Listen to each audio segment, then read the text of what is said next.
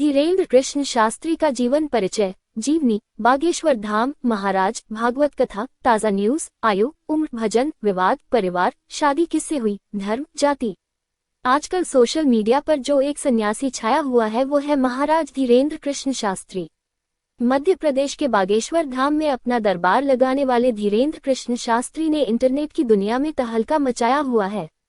लाखों लोग उनके भक्त हैं और उनकी शेयर की हुई वीडियो देखते हैं। ऐसा इसलिए क्योंकि वो लोगों के मन की बात बिना बताए जो जान जाते हैं। उनकी यही खास बात लोगों को काफी पसंद आती है, जिसके कारण उनके भक्त उन्हें हनुमान जी का अवतार मानते हैं। देश भर के इसी चहीते महाराज के जीवनी के बारे में आज हम आपको बताएंगे कि कैसे बने महाराज धीरेन्द्र कृष्ण चमत्कारी बाबा। धीरेन्द्र कृष्ण शास्त्री का जीवन परिचय। नाम श्री धीरेन्द्र कृष्ण जी। उपन बागेश्वर धाम महाराज। प्रसिद्ध नाम बालाजी महाराज, बागेश्वर महाराज धीरेन्द्र कृष्ण शास्त्री। जन्म 4 जुलाई 1996। जन्म स्थान गढ़ा, छतरपुर, मध्य प्रदेश। धर्म हिंदू। पिता का नाम राम कृपाल गर्ग, माता का नाम सरोज गर्ग, दादाजी का नाम भगवान दास गर्ग। भाई बहन शालिग्राम गर्ग जी महाराज, छोटा भाई, एक बहन। जाति पंडित। वैवाहिक स्थिति अविवाहित। शैक्षिकी योग्यता कला वर्ग में स्नातक। भाषा बुंदेली, संस्कृत, हिंदी, अंग्रेजी। व्यवसाय सनातन धर्म प्रचारक, कथावाचक, दिव्य दरबार प्रमुख, बागेश्वर धाम, यूट्यूबर। गुरु श्री दादाजी महाराज सन्यासी बाबा। नेटवर्थ 19.5 करोड़। महाराज धीरेन्द्र शास्त्री का जन्म, उम्र, परिवार एवं शुरुआती जीवन। महाराज धीरेन्द्र कृष्ण का जन्म 4 जुलाई 1996 को मध्य प्रदेश के छतरपुर जिले के गड़ापंज गांव में एक ब्राह्मण घर में हुआ। उनके पिता राम कृपाल गर्ग और मां सरोज गर्ग है। उनके घर में दादाजी, उनकी एक बहन और एक छोटा भाई भी है। महाराज धीरेन्द्र कृष्ण ने अपना शुरुआती जीवन गांव में बिताया। आपको बता दें कि उनका परिवार काफी गरीब था, जिसके कारण उन्हें सुख सुविधाओं से वंचित रहना पड़ा। महाराज धीरेन्द्र कृष्ण को बचपन से आध्यात्मिक चीजें का काफी शौक रहा है, जिसकी शिक्षा उन्होंने अपने दादाजी से प्राप्त की है। महाराज धीरेन्द्र शास्त्री की शिक्षा। महाराज धीरेन्द्र कृष्ण ने अपनी प्रारंभिक शिक्षा अपने गांव के एक स्कूल से प्राप्त की, लेकिन बड़ी कक्षा में आने के बाद उन्हें गांव से 5 किलोमीटर दूर एक सरकारी स्कूल में पढ़ने जाना पड़ा। इसके बाद उन्होंने कॉलेज में दाखिला लिया और वहां से बीए कंप्लीट की, लेकिन पढ़ाई में ज्यादा मन न लगने के कारण उन्होंने अपने दादाजी से महाभारत, रामायण, भागवत कथा और पुराण महाकाव्य की शिक्षा ली और दरबार लगाना शुरू किया, जिसके परिणामस्वरूप उन्होंने हनुमान जी की साधना करनी शुरू कर दी और कम उम्र में ही सिद्धि प्राप्त कर ली। महाराज धीरेन्द्र कृष्ण शास्त्री के गुरु। महाराज धीरेन्द्र कृष्ण जिस परिवार में जन्म थे वो बागेश्वर धाम को काफी माना करते थे।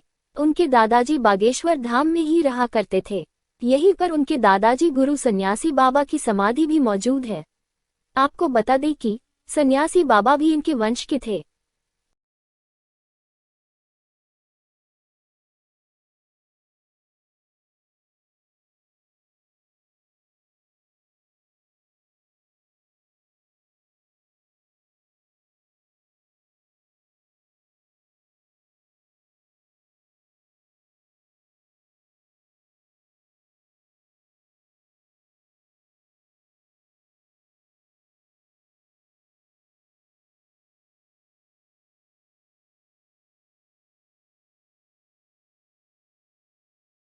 जिन्होंने करीबन 320 साल पहले समाधि ली थी। धीरेन्द्र के दादाजी बहुत समय से बागेश्वर धाम में दरबार लगाया करते थे, जिसको देखकर उनके अंदर भी इसकी आस्था जागी और उन्होंने दादाजी के दरबार में अर्जी लगाई।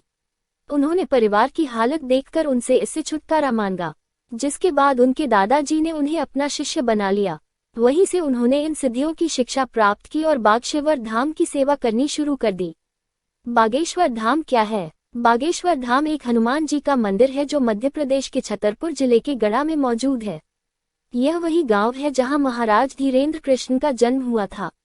यहीं पर उनके दादाजी ने समाधि भी ली थी। दुनिया भर के लोग यहां आते हैं और अपने नाम की अर्जी लगाते हैं। यहां पर मंगलवार के अलावा कभी और अर्जी नहीं लगाई जाती। मंगलवार का दिन अर्जी के लिए इसे चुना गया है क्योंकि ये दिन हनुमान जी का दिन होता है। आपको बता दें कि जो लोग भी यहाँ आकर अर्जी लगाते हैं वो एक नारियल को लाल कपड़े में बांधकर जरूर लाते हैं। ऐसी मान्यता है कि अगर जो कोई भी इस नारियल को उस मंदिर में बांधकर जाता है उनकी मनोकामना जरूरत पूर्ण होती है। जिसके कारण लाखों लोग यहाँ मंगलवार को नारियल बांधने आते हैं। यहीं पर लगता है महाराज धीरेन्द्र कृष्ण का भव्य दरबार, जहाँ आकर लोग अपनी समस्या का समाधान पाते हैं। बागेश्वर धाम के टोकन क्या होते हैं? अगर कोई व्यक्ति यहाँ दर्शन के लिए आता है तो उसे इस बात पर गौर करना चाहिए कि यहाँ पर सेवा समिति की तरफ से टोकन जारी किए जाते हैं। अगर आप पहली बार मंदिर में दर्शन के लिए जाते हैं तो आपको टोकन लेना होगा, जिस पर आपका मोबाइल नंबर और आपके नाम की जानकारी दर्ज होगी। बागेश्वर धाम में दर्शन करने के लिए कैसे प्राप्त होता है टोकन? बागेश्वर धाम में जो टोकन दिए जाते हैं उसमें दर्शन का महीना और तारीख लिखी जाती है। उसके अनुसार ही आपको वहां दर्शन प्राप्त होते हैं, जिसके बाद आपकी अर्जी इस धाम में लगाई जाती है। इसके बिना आप कभी भी दर्शन नहीं कर सकते। घर बैठे लगाए अर्जी। ये जानकारी उन भक्तों के लिए है जो बागेश्वर धाम नहीं आ पाते। वो अपनी अर्जी घर बैठे दे सकते हैं, बस उन्हें इतना करना होगा कि एक लाल कपड़े में नारियल को बांधना होगा और ओम बागेश्वराय नमः का जाप करना होगा। इसके बाद जो भी आपके मन में प्रश्न है उन्हें बोलना होगा। इससे आपकी अर्जी बाबा तक पहुंच जाएगी और जल्द ही आपकी मनोकामना भी पूरी हो जाएगी। बागेश्वर धाम कैसे पहुंचे? बागेश्वर धाम पहुंचने के लिए आप ट्रेन से रिजर्वेशन कराकर जा सकते हैं। इसके लिए आपको खजुराहो स्टेशन का टिकट लेना होगा। उसके बाद 20 किलोमीटर और आगे जाना होगा, क्योंकि रेल वहां तक नहीं जाती है। इसके लिए आप बस, ऑटो जैसे साधन ले सकते हैं जो आपको मंदिर तक आसानी से पहुंचा देंगे। इससे आप आसानी से वहां तक पहुंचकर दर्शन कर पाएंगे। महाराज धीरेन्द्र कृष्ण बने कथावाचक। महाराज धीरेन्द्र कृष्ण बचपन से ही की गरीबी में पले बड़े हैं। उन्हें कई चीजें पाने के लिए संघर्ष करना पड़ा है, जिसके कारण वो एक ऐसा जरिया ढूंढना चाहते थे जिससे उनके परिवार की गरीबी दूर हो सके। इसलिए उन्होंने आगे बढ़कर काम करना शुरू किया। उसके बाद वो सत्यनारायण भगवान की कथा सुनाने लगे, जिसके कारण उनकी आर्थिक स्थिति में सुधार आने लगा। जिसके बाद वो जगह जगह जाकर कथावाचन करने लगे। महाराज धीरेन्द्र कृष्ण पीठाधीश्वर कैसे बने? महाराज धीरेन्द्र कृष्ण अपने दादाजी के साथ बागेश्वर धाम में गद्दी लगाते थे, लेकिन दादाजी की समाधि लेने के बाद वो ही एक अकेले थे जो उसे संभाल सकते थे। इसलिए उन्हें वहां का पीठाधीश्वर बना दिया गया। अब वही यहाँ का सारा कार्यभार देखते हैं। हर मंगलवार को वो ही यहाँ पर हनुमान जी की आराधना और लोगों की संकट दूर करते हैं। महाराज धीरेन्द्र को मिला सम्मान। बागेश्वर धाम के महाराज 1 जून से 15 जून तक ब्रिटेन यात्रा पर गए थे।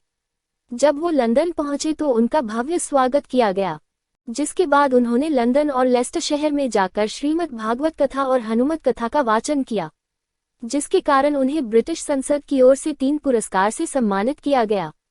ये 3 पुरस्कार हैं Sant Shiromani, world book of London और वर्ल्ड बुक ऑफ यूरोप। इस पुरस्कार से सम्मानित होना अपने में ही काफी गर्व की बात है। ये पुरस्कार पाकर उन्होंने श्री राम के जयकारे लगाए।